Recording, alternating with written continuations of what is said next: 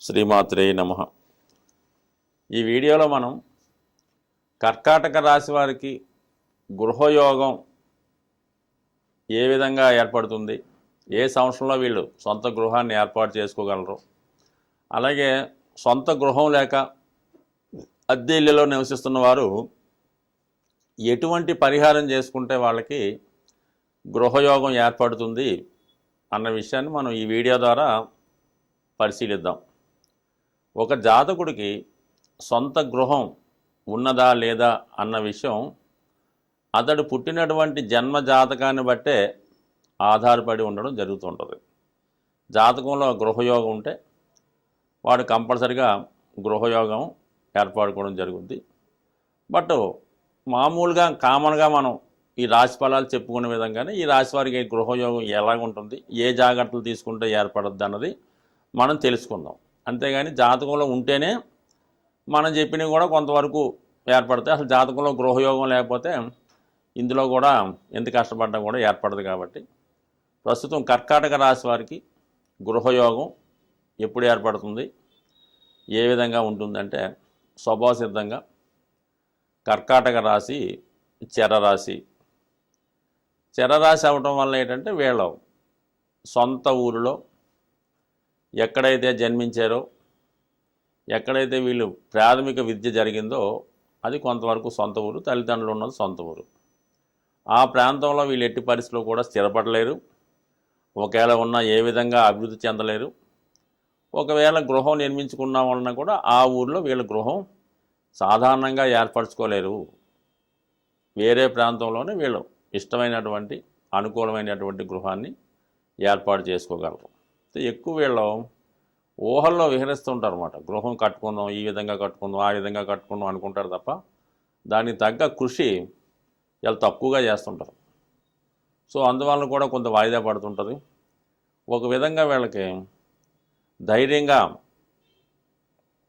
ఇల్లు కట్టుకుందాం అంటే ధైర్యం సరిపోదన్నమాట. మనం అప్పు చేయలేమో, కొనుక్కుంటే ఇబ్బందుల్లో పడతామేమో, అప్పు చేస్తే తీర్చలేమేమో అన్నటువంటి బాధలో కొంత ఆ సందిగ్ధంలో కూడా వాయిదా పడుతుంటారు. ఎవరైనా కొంత వెనకాల బలంగా ఉండి మంచి ప్రోత్సాహం ఇస్తే అప్పుడు వీళ్ళు గృహం ఏర్పరచుకోగలరు. అయితే దానికి కూడా చంద్రుడు, రాష్ట్రాధిపతి చంద్రుడు, సహజ చతుర్థాధిపతి చంద్రుడు కూడా బలంగా ఉండాలి. కర్కాటక రాశి వారికి చంద్రుడు బలంగా ఉంటేనే వాళ్ళ జీవితంలో అనుకున్నది సాధించగలరు, అనుకున్న స్థాయికి చేరగలరు. ఇంకా బలంగా ఉండాలంటే స్వక్షేత్రంలో ఉండాలి. అంటే స్వక్షేత్రంలో చంద్రుడు ఉన్నంత మాత్రాన బలవంతుడా అంటే కాదు. లేదా వృషభ రాశిలో ఉచ్చులో ఉండాలి అంటే ఉచ్చులో ఉంటే బలవంతుడా కాదు. మరి ఎప్పుడు బలవంతుడు అనుకుంటే కంపల్సరిగా చంద్రుడు మరి అమావాస్య మొదలు పెడితే అమావాస్య దగ్గర నుంచి అష్టమి వరకు కూడా బలహీనంగానే ఉంటాడు.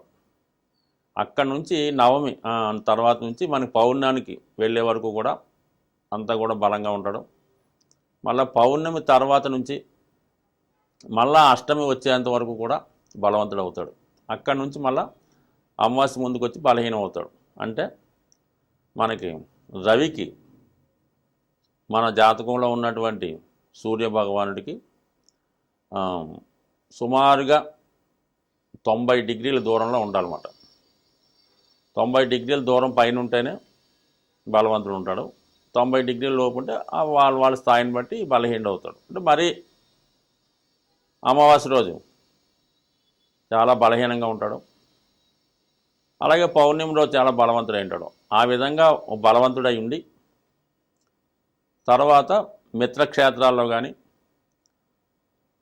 స్వక్షేత్రంలో కానీ, ఉచ్చక్షేత్రంలో కానీ, గురువుతో కలిసి కానీ ఉన్నప్పుడు చాలా బలవంతుడు అవుతాడు. వారికి అన్ని యోగాలు, స్థిరమైన నిర్ణయాలు తీసుకోవడం, ఏదైనా స్టేబుల్గా ఉండడం, ఇవన్నీ కూడా జరుగుతుంటాయి. కాబట్టి అది వాళ్ళకి బలాన్ని బట్టి ఆధారపడి ఉంటుంది. అలాగే చతుర్థ భావాధిపతి శుక్రుడు కూడా బలంగా ఉండాలి. అంటే వీళ్ళకి సౌకర్యాలు కావాలంటే చతుర్థమే గృహయోగం, వాహన యోగం, విద్య, అన్ని సౌకర్యాలు కూడా చతుర్థం పైనే ఆధారపడి ఉంటాయి. కాబట్టి చతుర్థ భావం అంటే శుక్రుడు కూడా బలంగా ఉండాలి. శుక్రుడు బలంగా ఉండాలంటే కంపల్సరిగా మరి శుక్రుడు కూడా స్వక్షేత్రాలు అయినటువంటి క్షేత్రాల్లోని అంటే వృషభ తులల్లో కానీ అలాగే మీనరాశిలో కానీ ఉండడం జరగాలి. అలాగే సూర్య భగవానుడికి ఒక 45 డిగ్రీల పరిధిలోనే ఈ శుక్రుడు ప్రయాణించడం జరుగుతుంటుంది. అంటే 45 డిగ్రీలు దాటి దూరంగా ఉన్నా సాధారణంగా ఉండడం, ఒకవేళ ఉన్నా కూడా శుక్రుడు బలహీనం అవుతుంటాడు. అలాగే సూర్యభగవానుడికి 12 డిగ్రీల లోపు ఉన్న అంటే 12, 13 బాగా దగ్గరగా ఉంటే శుక్రుడు బలహీనమై శుక్రమౌఢ్యం అంటారు దాన్ని. శుక్రుడు కంబస్ట్ అయి శుక్రుడు బలహీనం అవుతాడు. ఆ శుక్రుడు బలహీనం అవడం వల్ల ఏంటి, ఈ కర్కాటక రాశి వారికి గృహయోగం ఉండదు, ఆర్థిక పరంగా ఇబ్బందులు ఉంటాయి, భారీగా అనారోగ్య సమస్యలు ఉంటాయి, వివాహం సక్రమంగా జరగదు, అలాగే సంతాన సమస్యలు కూడా ఏర్పడుతుంటాయి అన్నమాట. శుక్రకణాలు వీక్ అవ్వడం వల్ల, సరైనటువంటి స్టామినా లేకపోవడం వల్ల సంతానం కలకపోవడం, ఇవన్నీ కూడా ఈ శుక్రుడు బలంగా ఉంటే ఈ రాశి వారికి ఏర్పడుతుంటాయి. అంటే ఈ రాశి వారికి కాదు, ఏ రాశి వారికైనా శుక్రుడు బలహీనంగా ఉంటే సౌకర్యాలు దూరంగా ఉంటే అది కారకుడు అన్నమాట. అందువలన శుక్రుడు బలంగా ఉండాలి, అలాగే చంద్రుడు బలంగా ఉండాలి. ఈ రెండు బలంగా ఉంటే ఈ రాశి వారికి కంపల్సరీగా సొంత గృహం, మరి సొంత వాహనం ఇవన్నీ కూడా ఏర్పడతాయి. అది కూడా శుక్రుడు చతుర్థం శుక్రుడు యొక్క స్థానం కాబట్టి ఒక లగ్జరీ గృహాన్ని కోరుకుంటారు అన్నమాట వీళ్ళు. చిన్న చితక ఏదో 90 గజాలు 100 గజాలు కాకుండా ఒక మంచి విశాలమైనటువంటి గృహం, అలాగే డీసెంట్గా ఉన్నటువంటి గృహాన్ని, అన్ని సౌకర్యాలు ఉన్నటువంటి గృహాన్ని మాత్రమే వీళ్ళు కోరుకోవడం జరుగుతూ ఉంటుంది. సో ఇది కామన్గా వీళ్ళకి ఏర్పడుద్ది. సాధారణంగా వీళ్ళు దూర ప్రాంతంలో కానీ ఏదైనా సిటీలో కానీ ఒక పెద్ద డెవలప్డ్ ప్రాంతంలోనే ఇల్లు ఉండడం జరుగుతుంటుంది వీళ్ళకి. అంటే మామూలుగా చిన్న చితక ఉన్న వీళ్ళ డ్రీమ్ హౌస్ మాత్రం ఆ విధంగా ఉంటుంది. అది మరి ఎప్పుడు ఏ దశలో ఏర్పడుతుంది, ఏ వయసులో ఏర్పడుతుందంటే మరి ఇందులో ఉన్నటువంటి నక్షత్రాలు పునర్వసు 4వ పాదం. పునర్వసు 4వ పాదం ఉన్నవాళ్ళు వెరీ ఎర్లీగా సెటిల్ అవుతారు అనమాట. ఎందుకంటే వాళ్ళకి గురుదశలో లైఫ్ ప్రారంభమవుతుంది. ఒక 4 సంవత్సరాలు మాత్రం గురువు ఉండి ఇమ్మీడియట్గా మెచ్యూరి. అక్కడ నుంచి వచ్చినటువంటి సినిమా దశ 19 సంవత్సరాలు 23వ సంవత్సరం దాటిపోతులకి వీళ్ళు జీవితంలో సెటిల్ అవ్వడం జరుగుతుంది పునర్వసు 4వ పాదం వాళ్ళు. అక్కడ నుంచి వాళ్ళు ఈ బుధ మహాదశలో అక్కడ నుంచి ప్లేస్ మారడం, వేరే రాష్ట్రం కానీ వేరే దేశం కానీ వెళ్ళడం, అక్కడే స్థిరపడడం, అక్కడ గృహ నిర్మాణం చేసుకోవడం, ఇంచుమించుగా 23 తర్వాతే వీళ్ళు ఇంచుమించుగా లైఫ్ సెటిల్మెంట్లో వచ్చేసి ప్రోగ్రెస్ అయిపోతుంటుంది అన్నమాట. అది పునర్వసు 1వ పాదంలో 4వ పాదంలో జన్మించిన వారికి. అదే పుష్యమి నక్షత్రంలో జన్మించిన వారికి శనిమాదశ 19 సంవత్సరాలు ఉంటుంది కాబట్టి ఈ 19 సంవత్సరాలు కూడా బాల్యం అంతా కూడా కొంత అన్సెటిల్గా సాగుతుంటుంది అన్నమాట. 19 సంవత్సరం వచ్చేదాకా కూడా శనిమాదశ అంతా కూడా ఇబ్బందులు పడి ఆటోమేటిక్గా బుధ మహాదశ మించుమించుగా అక్కడికి 19వ సంవత్సరం నుంచి 36వ సంవత్సరం లోపు సెటిల్ అవ్వడం జరుగుతుంది. అలా నెమ్మదిగా ఇంప్రూవ్మెంట్ ఉండి ఇంచుమించుగా 29వ సంవత్సరం దాటిన దగ్గర నుంచి 36 లోపల వీళ్ళ గృహ నిర్మాణం చేసుకోవడం, సెటిల్ అవ్వడం జరుగుతుంటుంది. ఇంకా అదే పుష్యమి నక్షత్రం తర్వాత ఆశ్లేష, ఇది వెరీ పవర్ఫుల్ నక్షత్రం. వీళ్ళని కూడా తొందరగానే సెటిల్ అవుతారు. అంటే మొదటి పాదంలో ఎవరికన్నా జన్మిస్తే మాత్రం లేట్ అవుతుంది. ఎందుకంటే మొదటి దశ బాల్య దశ అన్నమాట. అంటే ఒకవేళ మొదటి పాదంలో జన్మిస్తే 17 సంవత్సరాలు బుధమాదశ బాల్యావస్థ కింద నడుస్తుంది.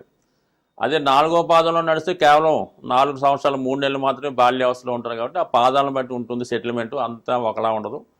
దాని తర్వాత కేతుమాదశ అంటే 17 + 7 24. దాని తర్వాత వచ్చే శుక్రమాదశ 34 సంవత్సరాలు.